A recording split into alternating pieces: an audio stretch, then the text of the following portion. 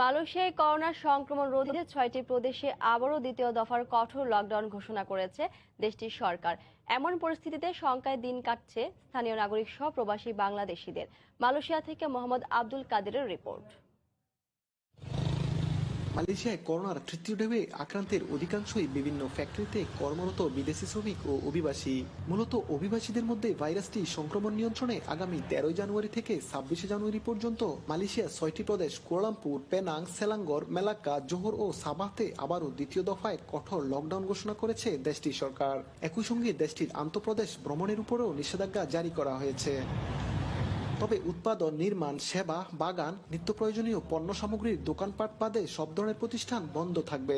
সেই সঙ্গে বন্ধ থাকবে ধর্মীয় উপাসনালয়, খেলাধুলা, ক্লাব, বার সহ সব ধরনের সামাজিক অনুষ্ঠান। এমন পরিস্থিতিতে ব্যাপক সংখ্যা ও অনিশ্চয়তার মধ্যে দিন কাটাচ্ছেন স্থানীয় সহ প্রবাসী বাংলাদেশিরা। করোনা পরিস্থিতিতে